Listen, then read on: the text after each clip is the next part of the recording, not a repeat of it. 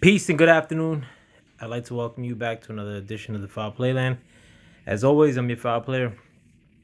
Wanted to make another video regarding the New York Giants and the stupid situation they've put themselves in regarding Leonard Williams. Um, Making this video because yesterday, on the first day of the tampering period, the Giants had to let LaDainian Tomlinson walk. And he ends up signing for 11 million with the Vikings. I wasn't. It's not like I think that LaDainian Tomlinson is like a world beater, defensive tackle, defensive lineman. I thought he was more than sufficient, but to me, he's a little bit better than a stopgap player. Good rotational piece, really good against the run, really good at assuming two blockers or three blockers at times. So he got paid just like that. I mean, 11 million is just about what I would have paid for him for that kind of production. In fact, I probably would have done even 12 million. But the fact that he signs for 11 million, which I'm pretty sure the Giants would have been all over uh, that offer or at that amount of money, but they can't do it because they got stupid Leonard Williams on the roster, taking up 20 million plus probably at that franchise tag number, and he's looking to get paid exactly that much probably or more um, on a long term contract. So rather than the Giants, Dave Gettleman swallowing his pride and knowing that he messed up and giving up a third round pick for a defensive tackle, a non premier position, except for one player in the whole league who's a premier defensive tackle, and Donald. The Giants are now stuck with Leonard Williams, who's a good defensive tackle, but to be frank, you would never pay 20 million for any defensive tackle, with the exception of Aaron Donald. And Leonard Williams is not even half of an Aaron Donald. I could take two Leonard Williams and not get the production of an Aaron Donald. Um, and I don't even blame Leonard Williams in this sense because he has to go get his money. But he has the Giants over a real barrel now because if they wanted to, I mean, they probably could cut him and replace him with a bunch of moving parts or a bunch of spare parts that are left in the free agent market at defensive tackle, which they're not really much. There's not much left there. Um, Having to find players in the draft to fill two defensive tackle holes and vacancies left by Leonard Williams and LaDainian Tomlinson, it's going to be really tough when you try to replace your number one potentially in Leonard Williams and your number three defensive tackle, because I think Dexter Lawrence is better than Tomlinson. You know, it's going to be a tough proposition. I mean, BJ Hill took a step back of late, even though I still think he has potential, but there's just not a lot there. But they ended up signing some other bum for $3 million when you could have retained Leonard Williams and probably go sign Galladay, the wide receiver out of Detroit, and then some. You probably could have or sign Corey Davis, who the Jets ended up signing for 39 million for 3 years. In addition to retaining Tomlinson, but Gettleman's a moron. I keep telling people this. I mean, like, just because he's gotten by now and people sort of give him a pass because he's had cancer or because he's old and jolly or talks, off the cuff, like, or talks like what seems to be brash, like because he has a sort of guttural New England accent. I mean, the dude sucks. I mean, like, and again, I'll tell you that I respected a lot of his draft picks, but his first picks overall, which have been pretty high since he's been here because our record sucks, were sometimes good picks. Yeah, because I'm not gonna shit all on Daniel Jones like of yet, even though I'd be looking to move on from him. Um, or making plans about moving on from him. Especially if he doesn't play up to par this year. But it's just that he or tries to retain or attain people at the wrong time. There was no reason for him to trade for Leonard Williams in the first place 2 years ago. We already had good depth at defensive tackle, but he traded for what was a position of strength already, and now we're stuck with that same bum, or that same predicament of having a plan around this enormous like contract in Leonard Williams. Even last year, what we paid Leonard Williams, even factoring the production of what he got after he got franchised last year, which was like 17 million, that was way too much. I wouldn't sign Leonard Williams right now for 17 million.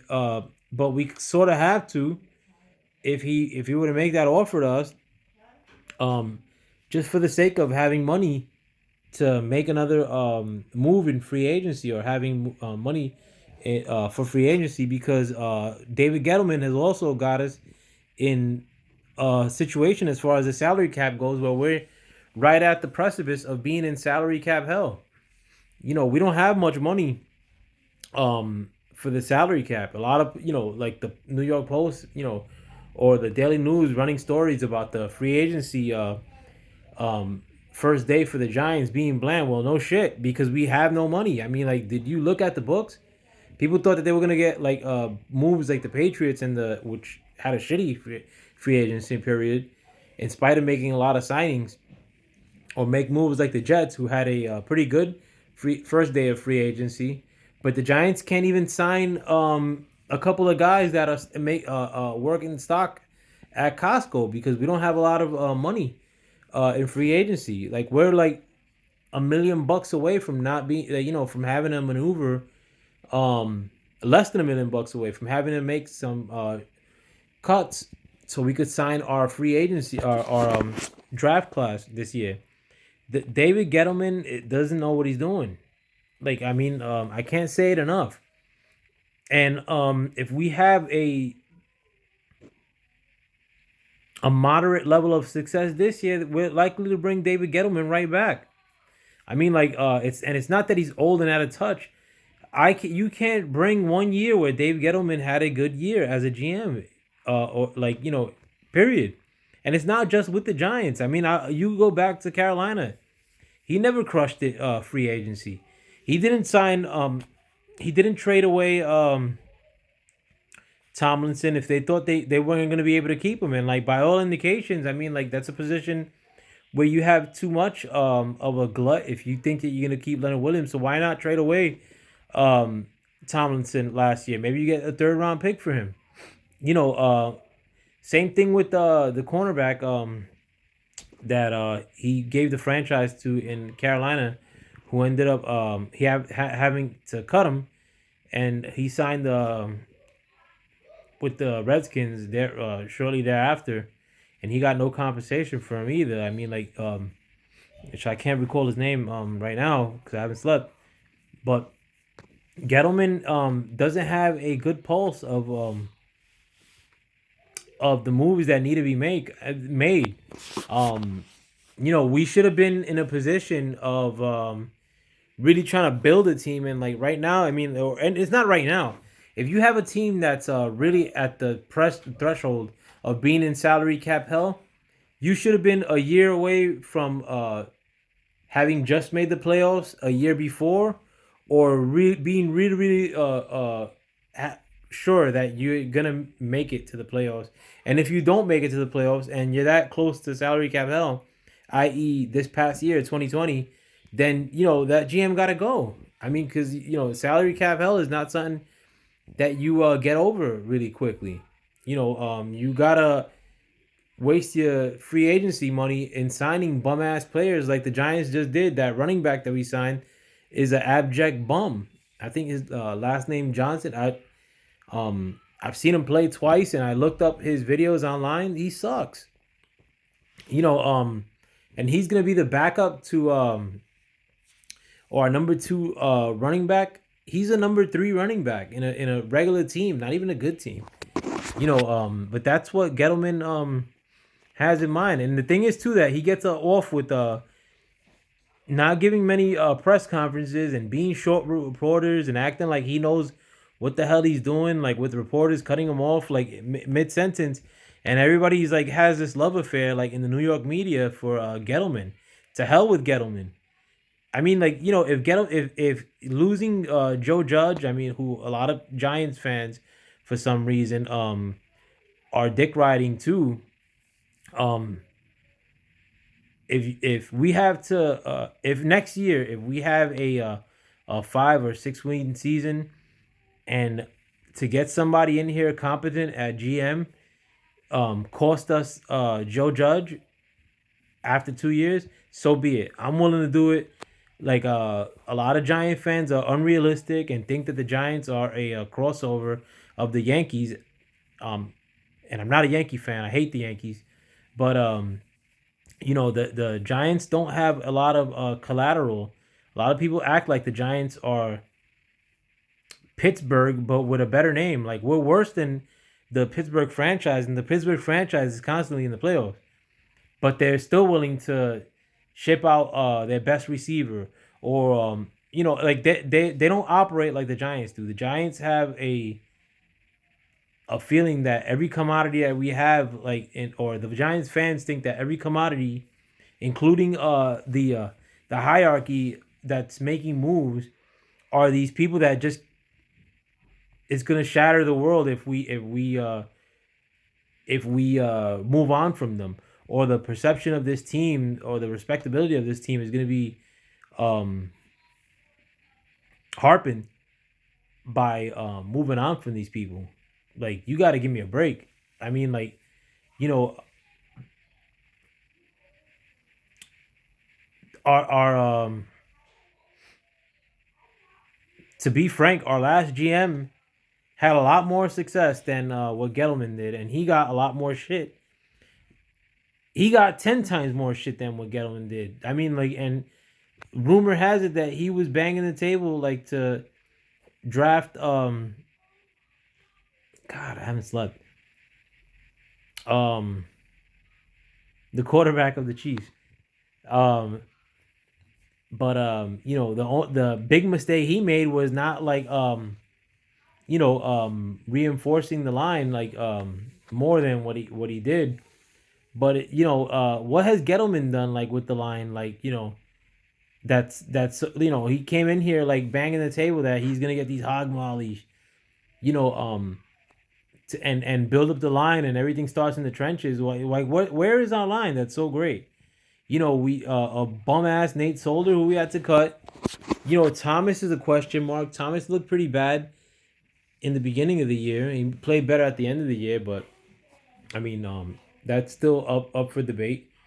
And I wanted them to draft Thomas. What else do we have in the line? I mean, like we drafted we didn't have a draft pick until late in the third round last year, and we wasted it on another lineman who didn't play last year, and by who may not even be starting this year.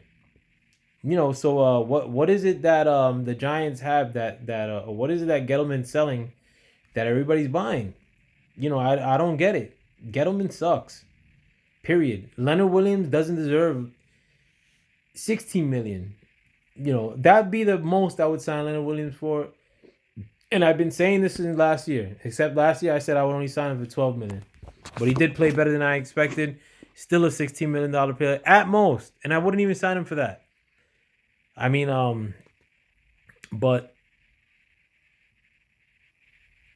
the Giants, unless are something really breaks in the draft and we end up signing or drafting a really good receiver with that 11 pick who pans out year one, and the health of Saquon, like next year, like the Giants are probably gonna suck next year, man. I expect the Giants played above expectations for me this past year, and we only got like 6 wins, 5 wins, I think. But we're not in a good position. And it's not that the sign of a good team is the ability to go out there and sign free agents. But the sign of a competent GM is the ability to move on from certain players and replace them with several good players when you have to. Like, I mean, like, look at the Chiefs. The Chiefs had enough money from day one of free agency to make a 5 year, $80 million offer to Joe Thuney, the best lineman in the free agency period. You know, a team that just lost the Super Bowl. Usually, the worst position in sports to be in all of sports is the loser of the Super Bowl. But that team still has the wherewithal and the ability to sign a 5 year, $80 million contract. The Giants are, might not be able to sign their draft class unless they make certain moves because they have $900,000 probably in cap space. But let me know what you guys think. Gettleman sucks. The end.